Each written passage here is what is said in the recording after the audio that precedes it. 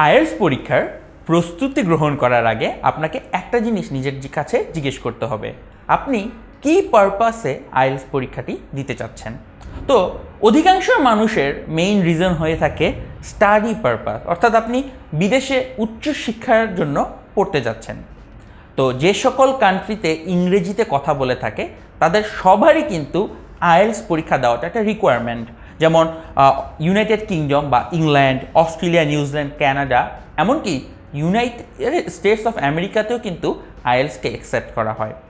যদিও আমেরিকাতে যাওয়ার জন্য সবাই টোফেল নামক একটা ভিন্ন পরীক্ষা দেওয়ার চেষ্টা করে, তারপরও আইএলটিএস দিয়েও কিন্তু আমেরিকাতে অ্যাপ্লাই করা সম্ভব।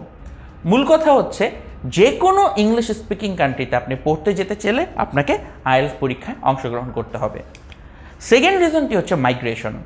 ধরুন আপনি বিয়ে করেছেন খুব রিসেন্টলি এবং আপনার হাজব্যান্ড বা ওয়াইফকে আপনার সাথে আপনি বাইরে কোনো দেশে নিয়ে যেতে চাচ্ছেন, তার জন্য আপনি মাইগ্রেশনের ভিসার জন্য অ্যাপ্লাই করেছেন। সেখানে আপনার ইংরেজির দক্ষতা প্রমাণের জন্য আইএলটিএস দেওয়াটা মাস্ট। বা আপনি ধরেন কোনো ফ্যামিলি পারপাসে কারোর সাথে দেখা করতে যাবেন, সেক্ষেত্রে আপনাকে আইএলটিএস পরীক্ষা দিয়ে উত্তীর্ণ হতে হবে। কোনো কোনো কান্ট্রিতে দেখা যায় যে আবার ট্যুরিজম পারপাসে যাওয়ার জন্য আইএলটিএস দেওয়ার দরকার হয়, তো সেটা কান্ট্রি টু কান্ট্রি ভ্যারি করে থাকে।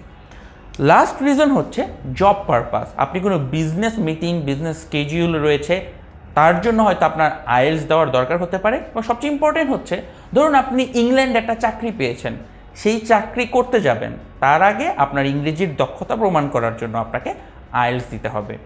সুতরাং আপনি পড়াশোনা করতে চান, কিংবা আপনি ফ্যামিলির সাথে মিটিং করতে যান, নতুবা আপনি জব পারপাসে বাইরে যেতে চান, আপনার পারপাস যাই হোক না কেন, আপনার জন্য অ্যান্সার একটাই, one IELTS to rule them all.